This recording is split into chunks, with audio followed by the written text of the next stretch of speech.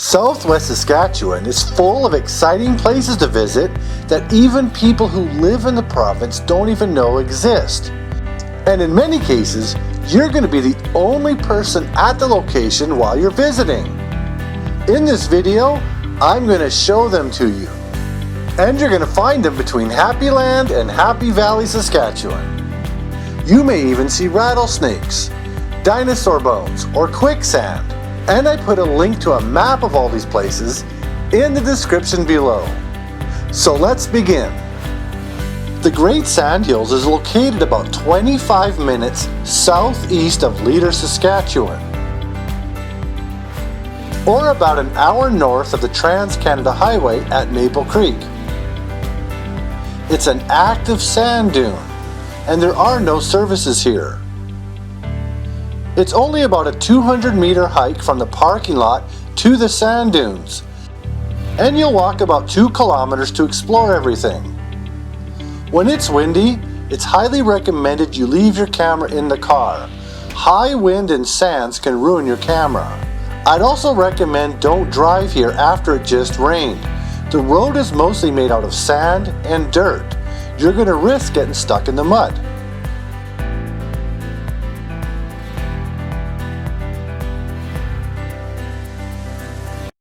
70 Mile Butte is just outside of Val-Marie, Saskatchewan. This is one of my favorite hikes in the whole province. It's a very reasonable 4.5 kilometer loop hike. And when you are on top of the butte, it feels like you're on top of the world. There is lots to see, and there is some wildlife. If you don't like rattlesnakes, don't come here in September. They seem to be pretty active, but chances are you won't see any. 70 Mile Butte is technically part of Grasslands National Park, but we'll cover that later because it's a bit further down the road. The trails are very well marked, and there is a parking lot but no services.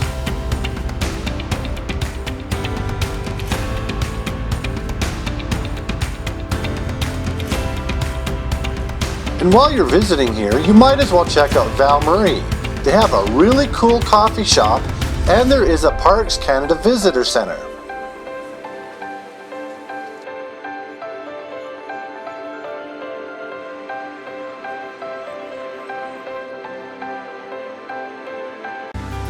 The Valley of 1,000 Devils is my favorite place to explore in all of Saskatchewan. It's pretty wild here and feels prehistoric. It's one of the most thrilling places I have ever visited in all of Canada. The park is also part of the Grasslands National Park, which we'll cover next. It does require a minimum 3-kilometer hike just to get to the edge of the valley, and the trail is not very well marked. It's recommended that you use the All Trails Pro app when you visit here. I put a link to it in the description below. Then once you do enter the Valley of 1,000 Devils, you're going to need about 5 to 10 or even 15 kilometers more hiking to experience everything. The Badlands just seem to go on and on and on. There are no services here, and I have never seen another visitor while I'm out here. There are some wildlife, but thankfully there's no snakes. People still find dinosaur bones here, but if you do find one, you can't keep it.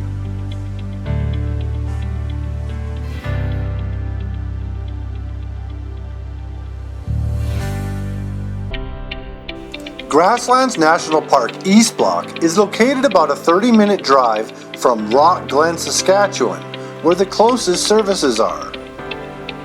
There is a visitor center during the day, and there's a campground, but not much else is here.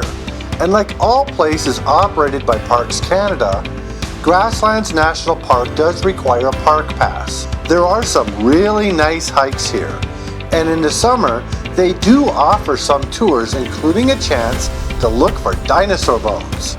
Recently, they built a 10-kilometer road along the valley with many stops so you can get out and check out the scenery. Because this place is so remote, it's not very busy. There are some signs that will warn you of quicksand, so be careful.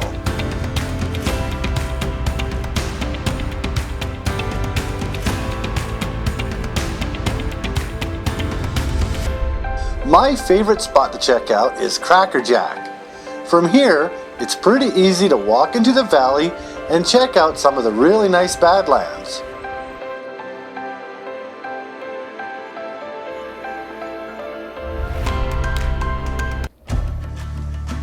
The Grasslands National Park West Block is located a few kilometers east of Val-Marie.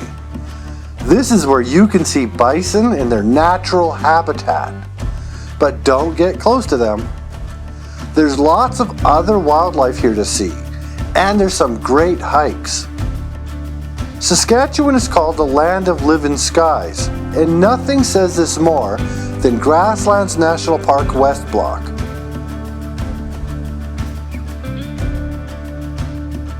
My favorite thing about this park is they have a 31-kilometer eco tour. There's a lot of history on the road and some great scenery.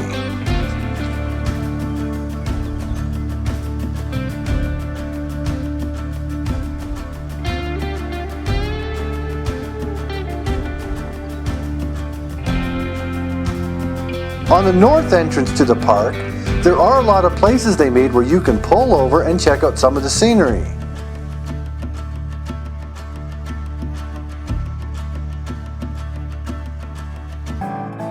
Highway 18 and 13 in southwest Saskatchewan are often called Ghost Town Trail because half the towns that used to exist don't anymore, and there's plenty of abandoned places to photograph. But just remember, these are still private property. Someone still owns them, so treat them with respect. Just about every road you take will have one really neat building to shoot, including churches, old schools, farmhouses, and more.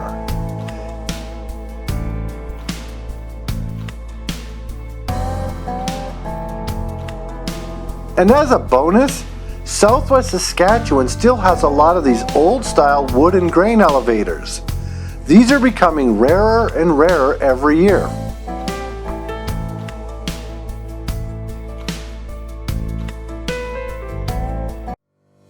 The Avonlea Badlands are located just outside of Avonlea, Saskatchewan. It's a pretty easy 1-kilometer hike from the parking area. Once you are in the valley, you'll be greeted with some stunning Badlands and some little hoodoos. My preferred time to visit is golden hour, right before sunset. There's limited wildlife down here, but there are no snakes. The Badlands are on private property. The only way to visit this place is to get a tour with the Avonlea Museum. And sometimes I'll even arrange private tours. My favorite tour is the nighttime tour. The museum itself is worth checking out when you're in town. And just down the road is the Claybank Factory. It is only open in summer during normal business hours. The factory is pretty cool to visit.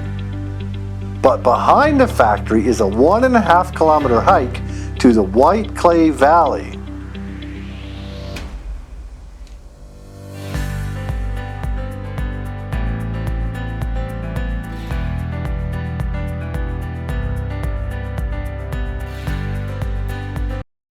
You have probably heard of some dark sky preserves around the world. Well, southwest Saskatchewan, it's pretty much a dark sky area in its entirety because it is so sparsely populated. If you enjoy stargazing or night photography, southwest Saskatchewan is the jackpot. There are many places with almost no noise pollution either. One important tip to remember when you're traveling in southwest Saskatchewan at night is that gas stations are very hard to find after 9 p.m. So always fill your car up and carry supplies. Castle Butte is one of the most iconic spots in all of Saskatchewan. It's located just south of Banff, Saskatchewan in the muddy Badlands. Castle Butte is on private property, and it's only available from June 1st until November 1st. And of course, there are absolutely no services here. It's a half-kilometer hike to walk around the entire butte, and if you're brave enough, you can climb to the top.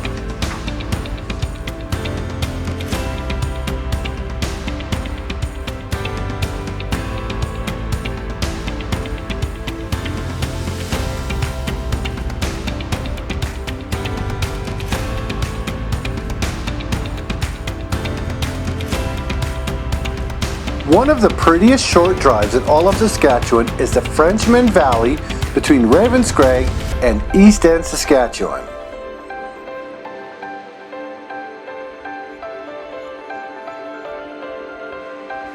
In the 90s, they discovered the largest and oldest Tyrannosaurus Rex skeleton here. You can see it at the T-Rex Discovery Center in Eastend. Jones Peak is just outside of town and offers some breathtaking views of the valley.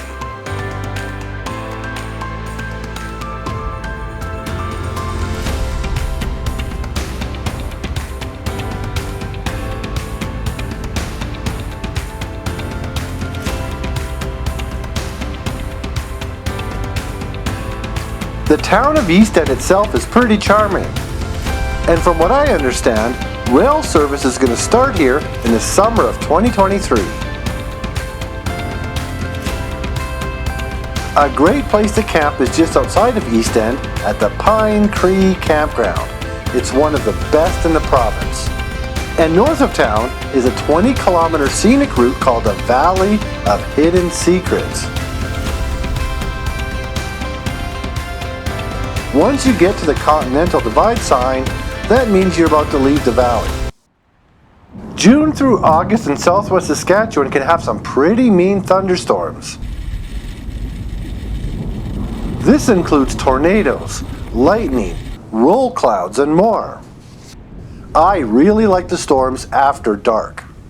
For people who enjoy following storms, you'll appreciate the fact that you can watch a storm roll in for about 2 hours.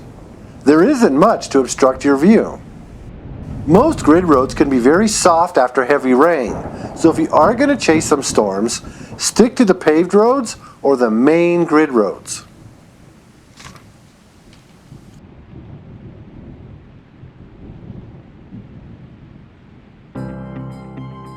Cypress Hills is an interprovincial park on the Alberta-Saskatchewan border. It's also the highest elevation in Canada between the Rockies and Labrador. It's also the only spot covered in this video with real tourist services, including a spa, golfing, boat rentals. There's a lot of wildlife here. Rarely do I visit and not see a ton of animals.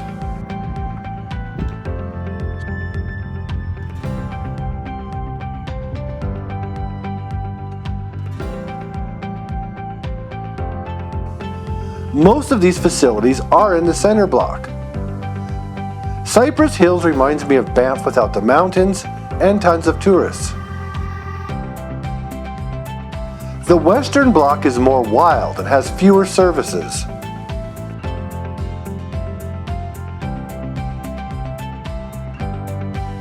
It's also where you can see Fort Walsh in the summer.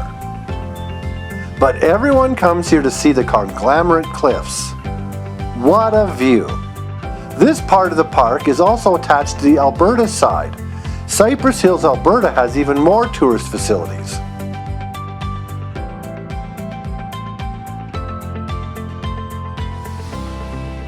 While you are in southwest Saskatchewan, you might want to visit a couple of French-speaking towns, like Gravelbourg. It has some really nice architecture, and you can take tours of the old convent. And in Willowbunch, home of the giant, it has a great museum you might want to check out. And yes, people really do speak French here. If you happen to be visiting Saskatchewan from late June until about the third week of July, it will be canola season. You're going to see endless fields of yellow crops everywhere. Old Man on His Back is a nature preserve in the extreme southwest part of the province. There isn't really much to do here except drive through it. However, this is the one place in Saskatchewan where you can enjoy a mountain view.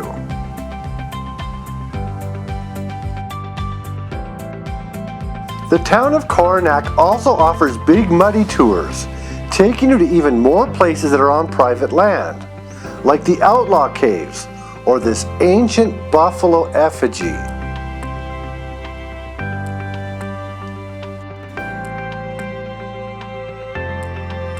And finally, there's Checkboard Hill. This is west of Leader, Saskatchewan, near the Alberta border, and it's where the Red Deer and South Saskatchewan River meet. Most of the roads are private, so they may or may not be open when you're in the area, except of course for the main roads. I live in the heart of southwest Saskatchewan in Shaunavon. We have modern facilities here, and our museum acts as a tourist information center. I hope you'll come and check it out. And here are some tips for visiting southwest Saskatchewan.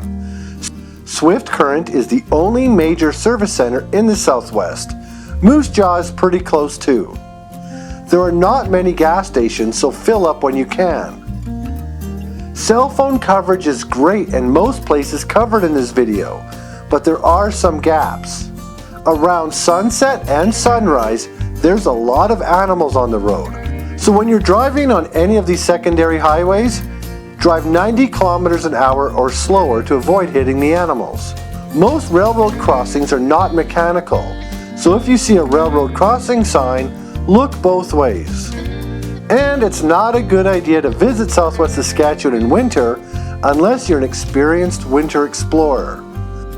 May through September is my favorite time of year to explore this area. Please let me know if you have visited any of these places.